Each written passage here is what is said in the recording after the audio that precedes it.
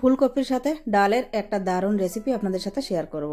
নমস্কার, আমি নীলিমা, আপনারা দেখছেন এনপি টেস্টি ফুড। তো চলুন রেসিপিটি শুরু করা যাক।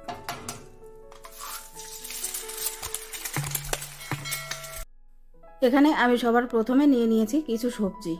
একটা ফুলকপি নিয়েছি, কিছু বরবটি সিম এবং নিয়ে নিয়েছি গাজর। আজকে ডাল দিয়ে এই সবজিগুলো রান্না করব। তো চলুন সবার প্রথমে সবজিগুলো কেটে নিই। তো সমস্ত সবজিগুলোকে আমি কেটে ধুয়ে পরিষ্কার করে নিয়েছি। এবার সবার প্রথমেই ডালগুলোকে একটু শুকনো খোলায় ভেজে নেব। আমি এখানে আজকে এই 3 প্রকারের সবজি নিয়েছি, আপনারা চাইলে অন্যান্য সবজিও নিয়ে নিতে পারেন। ডালগুলো ভালোভাবে ড্রাই রোস্ট করা হয়ে গেলে অন্য একটা পাত্র বসিয়ে দিচ্ছি চুলোয়, আর এই ডালটাকে বেশ ভালোভাবে ঠান্ডা জল দিয়ে ধুয়ে নেব। ওই পাত্রটায় দিয়ে দিলাম একটু জল, ততক্ষণে জলটা ফুটতে থাক। এদিকে আমি ডালগুলোকে ভালোভাবে 2 থেকে 3 বার জল বদলে ধুয়ে নেব, যেন ডালের ভেতর কোনো প্রকারের ময়লা না থাকে। এরপর ধুয়ে রাখা সম্পূর্ণ ডালটাকে আমি ওই জলের ভেতরে দিয়ে দেবো এবং একটা ঢাকা চাপা দিয়ে ডালটাকে বেশ ভালোভাবে সেদ্ধ করে নেব। ডালটা ততটাই সেদ্ধ করতে হবে যেন 80% পর্যন্তই কুক হয়। এদিকে অন্য একটা ফ্রাই প্যান নিয়ে নিয়েছি। ফ্রাই প্যানে সবজিগুলো দিয়ে প্রথমে ভেজে নেব। তো সবার প্রথমে আমি এখানে ফুলকপিগুলো দিয়ে দিচ্ছি। ফুলকপিগুলো দিয়ে অল্প একটু লবণ হলুদ দিয়ে প্রথমে ফুলকপিগুলোকে ভেজে নেব, তারপর বাকি সবজিগুলোকেও ভেজে নেব।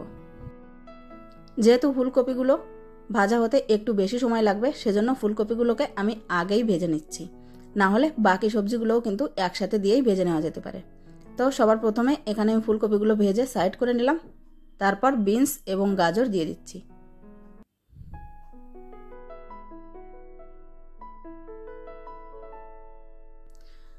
আমার কাছে এখানে অল্প একটু মটরশুঁটি ছিল, সেগুলোকেও দিয়ে দিলাম।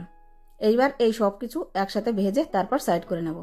ওদিকে আমাদের ডালটাও কিন্তু অলমোস্ট সেদ্ধ হয়ে গেছে। সবজিগুলোকে খুব বেশি ভাজার দরকার নেই, 50% পর্যন্ত ভেজে নিলেই হবে। এবার এই ডালটাকে আমি হাতা দিয়ে অল্প একটু প্রেস করে নেব। খুব বেশি প্রেস করতে হবে না, সামান্য সামান্য প্রেস করে নিলেই হবে। এরপর এই ডালের ভেতরে দিয়ে দিলাম পরিমাণ মতো গরম জল। জলটা অবশ্যই গরম দিলে একটু ভালো হয়। দিয়ে দিচ্ছি স্বাদ মতো লবণ এবং হলুদ, আর দিয়ে দিচ্ছি 4 থেকে 5টা চেরা কাঁচা লঙ্কা। এবার এই ডালটাকে বেশ ভালোভাবে ফুটে উঠতে দেব।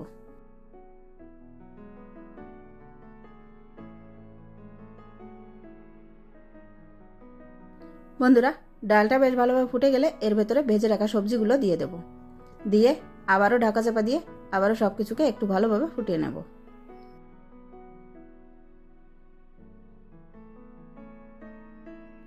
এই পর্যায়ে দেখে নিতে হবে সমস্ত সবজিগুলো ভালোভাবে সেদ্ধ হয়েছে কিনা। তো দেখুন, এখানে আমি একটা ফুলকপি তুলে চেক করে নিচ্ছি ফুলকপিটা সেদ্ধ হয়েছে কিনা। ফুলকপিটা বেশ ভালোভাবে সেদ্ধ হয়ে গেছে। এই পর্যায়ে অবশ্যই একটু লবণটা চেক করে নেবেন। তো আমার একটু লবণ কম ছিল, আমি এখন অ্যাড করে দিচ্ছি। আর টেস্টের জন্য অল্প একটু চিনিও এই পর্যায়ে দিয়ে দিতে পারেন, তবে আমি একটু পরে দিচ্ছি। এবার ডালে ফোড়ন দিয়ে নেব, সেজন্য যে প্যানে আমরা সবজি ভেজে নিয়েছিলাম সেই প্যানেই অল্প একটু তেল দিয়ে গোটা জিরে, শুকনো লঙ্কা এবং তেজপাতা দিয়ে দিলাম, আর দিয়ে দিচ্ছি অল্প একটু আদা গ্রেট করে। আদা থেকে কাঁচা গন্ধটা চলে গেলে এর ভেতরে দিয়ে দেবো একটা টমেটো। তো দেখুন বন্ধুরা, কয়েক সেকেন্ড আদাটাকে ফ্রাই করে নেওয়ার পর এর ভেতরে দিয়ে দিচ্ছি টমেটো। টমেটোটাকেও ভালোভাবে ফ্রাই করে নেব যতক্ষণ না পর্যন্ত টমেটোটা সফট হয়ে আসছে। আর টমেটো যাতে তাড়াতাড়ি সফট হয়ে যায় সেজন্য দিয়ে দিচ্ছি স্বাদ মতো লবণ। এবার টমেটোটাকে ভালোভাবে ফ্রাই করে নেওয়ার পর প্যান থেকে স্পুনের সাহায্যে কিছুটা পরিমাণ ডাল এর ভেতরে দিয়ে দেব।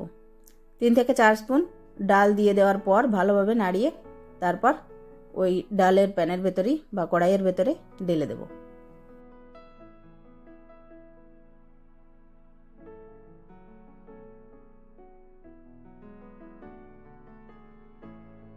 ফোড়নটা দিয়ে নেওয়ার পর 3 থেকে 4 মিনিট ভালোভাবে ফুটিয়ে নেব।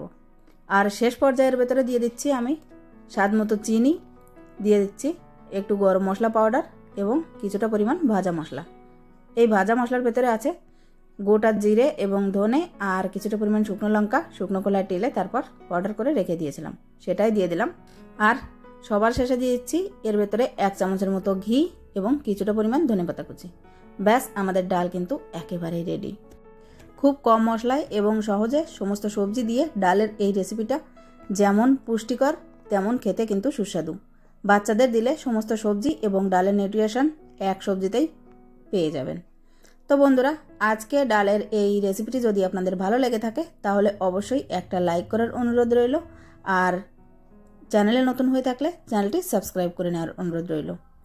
আজকের মতো এই পর্যন্তই, আবারও ফিরে আসবো একটা নতুন রেসিপি নিয়ে।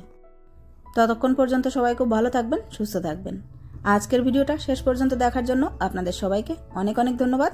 নমস্কার।